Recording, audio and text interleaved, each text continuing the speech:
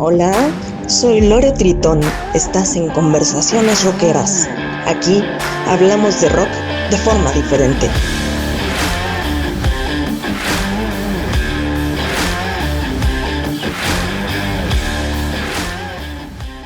Buenos días, buenas noches, dependiendo del horario donde tú nos veas. Bienvenidos a una nueva emisión de Conversaciones Rockeras.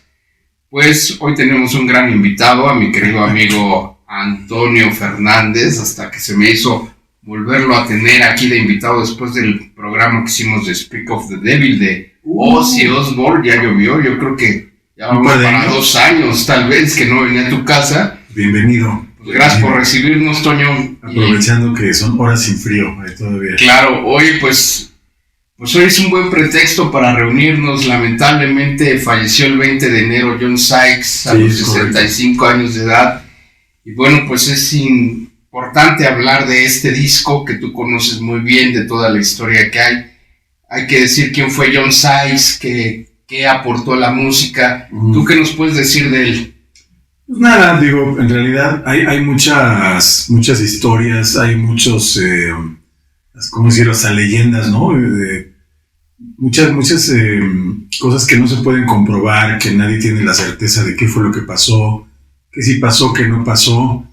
Digo, de entrada, bueno, pues era un chico que venía ya sabes, con estas bandas tipo Tigers of Pantang, y después estuvo con Tin Lizzy una época, y andando de gira con Tin Lizzy, cuando coinciden con Whitesnake, cuando Whitesnake acaba de grabar el disco de Slide It In, era la edición europea, si no me equivoco, y andaban en Europa, y cuando lo ve Coverdale, digo, mal utilizado el término, pero como que se enamora, ¿no? Como que queda encantado con la manera de tocar del tipo. Entonces, pues hace cambio de guitarrista, se van a Estados Unidos, vuelven a grabar el disco, hay que hacer unas mezclas nuevas con las guitarras ya de John Sykes, lo convence de que se venga a la banda con él. Y bueno, pues así fue como pegó el disco de Slide It In en Estados Unidos, ¿no? O sea, la edición, ya sabes que hay 2 ediciones, ¿no? La europea y la americana. Entonces, bueno, pues ahí empiezan como que a hacer la mancuerna. Y obviamente pues ya en la gira de este disco en Estados Unidos, pues ya se va John Sykes con él. Y pasada la gira y pasado un añito más, empiezan a escribir canciones juntos para escribir este disco de 1987. Y bueno, pues todo el mito o todo lo que alrededor, si tú dijeras, bueno, pues fue una banda que dejó pasar un par de años entre un disco y otro. Muchos grupos lo hicieron, muchas bandas importantes de los 80s dejaron pasar un par de años. Cuando venían de una secuencia, ¿no?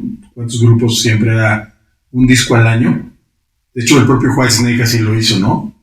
O sea, tuvo discos 77, 78, 80, 90 cada año, hasta 92. Luego dejó pasar un año y sacó Slide It In en 94. Y luego pasaron 3 años y salió en el 87. Este disco debió haber salido en el 86 principios, si les hubiera dado chance hasta a finales del 85. O sea, pudo haber salido un año y medio después del Slide It In. Pero bueno, pues ahí es donde empiezan todas las leyendas, que pues es lo divertido de platicar de John Sykes, ¿no? Digo, más allá de la calidad que tenía el tipo, ¿no? Oye, es que este disco es amado o bien odiado por los fans de Whitesnake, pero es, yo creo que el mejor que han tenido, el mayor éxito que lograron. Sí. A algunos no les gusta el sonido que tomaron, porque antes era más orientado hacia el blues. Sí, claro. Pero pues este es un disco muy moderno, muy contemporáneo. Lograron el éxito comercial. Hay mucho misterio porque se pelearon Sykes y Coverdale en el proceso de grabación del disco. Uh-huh. De hecho, Coverdale se enfermó de sinusitis. Correcto. Y luego Sykes lo intentó sabotear, fue a hablar con los ejecutivos de la disquera de Geffen para buscar un nuevo cantante. Los de la disquera le dijeron, ¿sabes qué? Whitesnake es David Coverdale y así va a seguir. Uh-huh. Regresa Coverdale y hay cambios y corre el productor. Sí, bueno, el productor que originalmente era Mike Stone, que había estado con Queen, que había estado con Journey, pues era un tipo alcohólico, ¿no? Entonces siempre tuvo muchos enfrentamientos con Coverdale. como que es de esos productores que te imponen la disquera. Entonces, pues ya al final del camino, toda esa historia que platicas, que ahorita vamos a detallarla más, pues eventualmente terminan corriendo a Mike Stone, ¿no? Y entra Keith Olsen así como de relevo, ¿no? Que venía de hacer discos con Ozzy y hacer discos con Scorpion, si no me equivoco. Obviamente, pues ellos querían a Martin Birch, que había sido productor de los discos anteriores de Whitesnake, pero pues el tipo ya estaba clavado con Iron Maiden, ¿no? Entonces, pues sí, yo creo que hubo mucha influencia por parte de la disquera, ¿no? La disquera tenía al famoso John Kalodner, que era el de relaciones públicas, pero pues, al mismo tiempo era como que el que tomaba las decisiones en Geffen, ¿no? O sea, el dueño como que no le daba mucha importancia. Y él es el que le dice originalmente a Coverdale, oye, ¿requieres un guitarrista de primer nivel? Los dos gordos viejos, esos que tienes ahí, pues no, como que no dan la imagen y no dan lo que se debe de proyectar ahora en los 80s. Y aunque haya mucha gente que esté peleada con el cambio de estilo, con el cambio de sonido, la realidad es que Whitesnake cuando empieza es una continuación en la forma de escribir y de cantar de Coverdale. Es como si fuera una continuación de Deep Purple. O sea, de hecho, por eso hubo tanto cambio de personal en las diversas formaciones, ¿no? O sea, de repente aparece Ian Page, de repente Jon Lord está en varios discos. Entonces era como un mini Deep Purple, por así decirlo, con ese estilo, muy cargado de teclado y con más blues y un poco más lento. Yo creo que el estilo definido ya de Whitesnake es con este disco. Si bien es cierto, con el Slip of the Tongue ya un par de años después, ya sí se tiran completamente al hard rock o hasta el glam rock, no sé, depende cómo le quieran definir cada quien. Pero yo no le veo ningún problema a este disco, o sea, entiendo, y bueno, pues ahí están los discos, ¿no? Todos los hemos escuchado, todos sabemos qué nos gusta, qué no nos gusta, pero este estilo para mí es donde se define el estilo ideal de Coverdale en su forma de cantar, en su forma de escribir, todo lo que conllevó esa enfermedad, la cirugía, el riesgo de no poder volver a cantar, la manera en la que regresa de la enfermedad, ¿no? De la convalecencia, la manera en la que canta en este disco no lo canta en discos anteriores. O sea, aquí es donde realmente escuchas la voz de Coverdale por primera vez como una de las voces importantes. Sí había sido un gran vocalista, obviamente para sustituir a Gillan pues tenía que tener la voz y los tamaños y la presencia de escenario, pero lo que canta en este disco es maravilloso, o sea, no entendería por qué a alguien no le debería de gustar, ¿no? Claro, Coverdale dijo que con este disco ganó más dinero que toda su carrera con Deep Purple. Mucha gente se ofendió, pero es una realidad. Y la parte inicial de su carrera, ¿no? O sea, porque cuando él sale de Purple pues no es Whitesnake de inmediato, o sea, hay su disco solista, ¿no? Primero así como David Coverdale solo, y luego, bueno, pues era el apodo que tenía él en el escenario, ¿no? La serpiente blanca, porque pues era un tipo de piel muy blanca, era sumamente delgado y se movía. De hecho, los famosos movimientos que hoy me parecen ridículos por parte de Axl Rose en Guns N' Roses desde que salió el Welcome to the Jungle y el tipo trata de moverse como serpenteando, pues el que se movía así era David Coverdale y por eso le apodaban la serpiente blanca, ¿no? Y de ahí viene el nombre del grupo. Entonces yo creo que sí tuvo su momento con Deep Purple, digamos que no lo salvó, ¿cómo decirlo? Permitió la continuidad, ¿no? de Deep Purple. Y luego ya su carrera solista, pues como que medio, como que sí que no. Y luego ya dijo, ok, el grupo se va a llamar Whitesnake.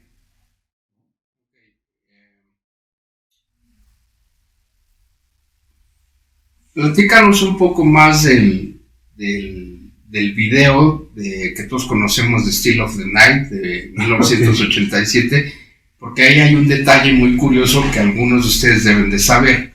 Cambió la alineación. Sí, bueno, y hay un cambio como cuando de repente tu equipo favorito vende al defensa, al medio, al delantero y ni te enteras para la siguiente temporada, ¿no?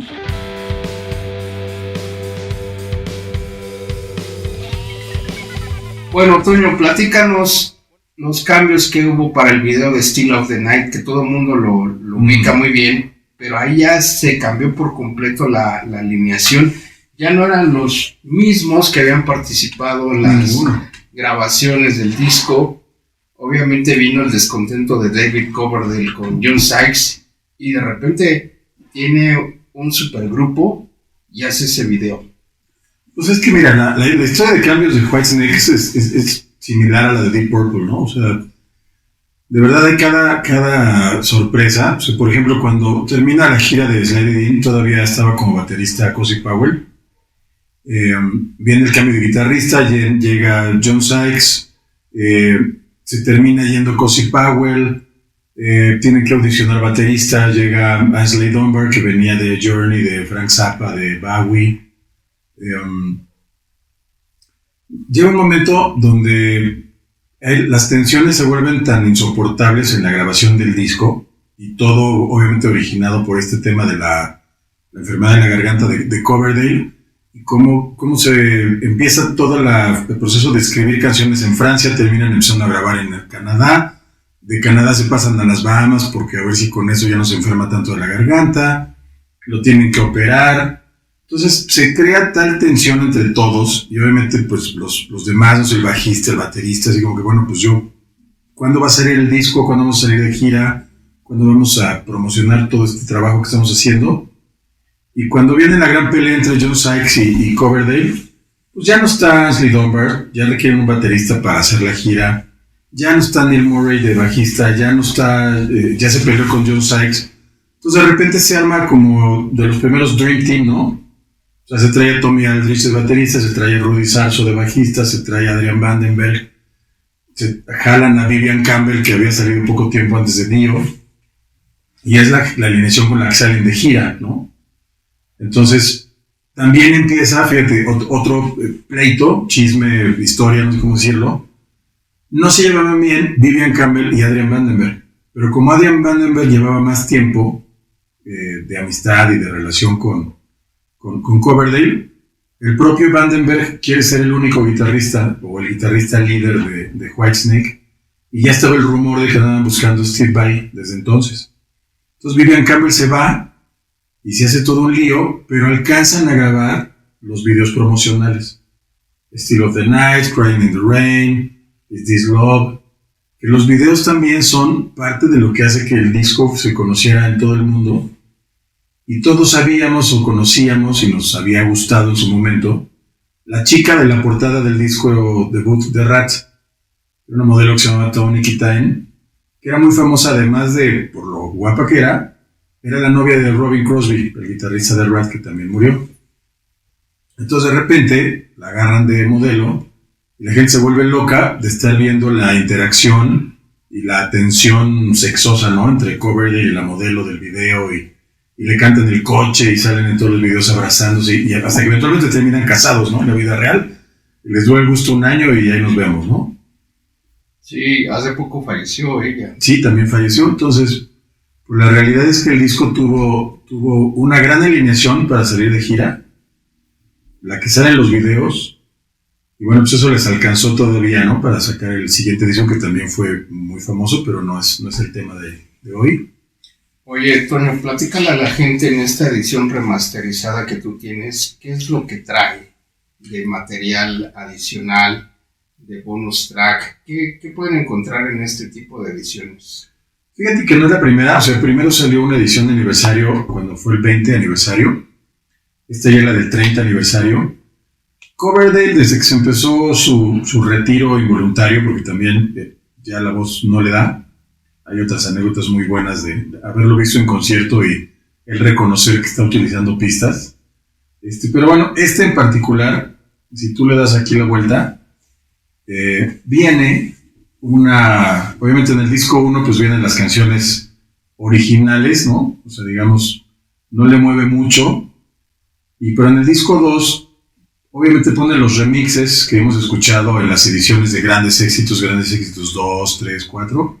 Pero lo divertido es encontrarte unas cuantas canciones en vivo que son con los que estamos platicando. O sea, pocas ediciones oficiales hay donde está Vivian Campbell, está Adrian Vandenberg, está Rudy Sarzo, está Tommy Aldrich. Entonces, bueno, pues es como tener el souvenir que no nos tocó en su momento, ¿no? Porque nunca hubo un video oficial o un disco oficial de la gira de este disco, que hubiera sido fabuloso, ¿no? Porque hubieran podido aprovechar, meter canciones de Slide It In, a lo mejor hasta de Saints and Sinners, y de repente pues ya tenías un disco en vivo de Whitesnake que les hubiera permitido darse el tiempo de hacer el siguiente disco en estudio. Pero ya después la historia de Whitesnake se volvió esa bola de nieve de peleas de Coverdale con todos los músicos que han pasado por su banda, por alguna razón, los terminan saliendo, ¿no? Eso sería interesante analizar por qué. Claro, y bueno, pues después John Sykes hizo un grupazo que se llamaba Blue Murder, que en el 89 sacan su disco debut. Sí. Carmine Appice y Tony Franklin. Muy buen disco. Y pues se recuperó de todo este discazo que hizo, pero que ya no pudo gozar las glorias del triunfo, del éxito de la banda de Whitesnake por sus diferencias con David Coverdale. Yo creo que le pasó lo que a todos en esa época, ¿no? Que estaba llegando el final como que de esa época o ese movimiento, como que ese estilo de rock de repente lo iban haciendo de lado y llegaba todo lo de los 90s. Pero bueno, pues hay disco en vivo, me parece que un disco más en estudio con Blue Murder. No sé si uno o dos más, la verdad es que no le di mucho seguimiento. También por ahí hay un disco en vivo donde toca todas las canciones que compuso con Coverdale, incluso hasta otros covers más de Whitesnake. No sé si lo has visto, es una que tiene una caja así como para guardar instrumentos. Sí, se llama Live in Japan y es del 2004. ¿Quién toca ahí con él? Toca Marco Mendoza en el bajo, toca Tommy Aldrich y en la batería, y hay un tecladista, Derek Sheridan. Ajá.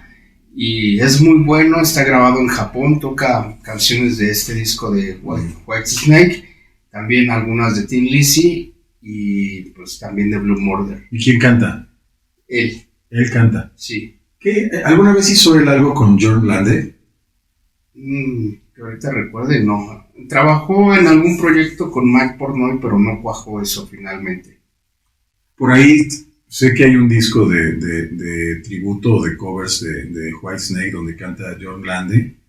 Y no sé si está uno o dos de los guitarristas originales de finales de los 70s, principios de los 80s, con este super cantante. Uh-huh. Pero bueno, o sea, como que todos siempre ponen la canción o ponen canciones de este disco. Este disco sigue siendo la referencia.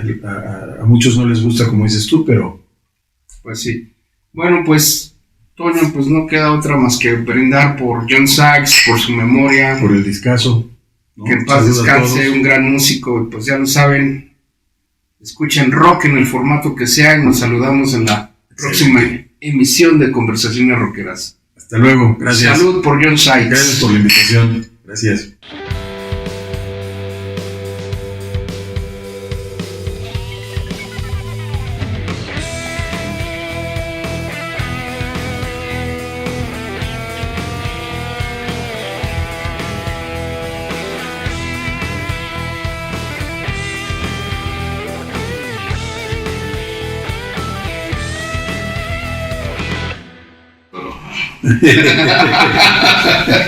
No, pues muy bien, vamos a hacer las cosas bien, nada más. ¿Lo puedes prender para ponerle, por favor? Ok. Están chuleando, hijo. Sí, claro. Esto va a amanecer unos tacos de arrachera. Tienes espacio hasta acá. Aquí está. Después de este límite ya no te puedes mover tanto. No, solo voy a hacer esto. Mira. Es que tienes razón, porque no podemos tener mucho movimiento. O sea, no voy a estar gesticulando, no voy a estar, mira, te paso el... No. Y si estás... esto sí es técnica, nada más.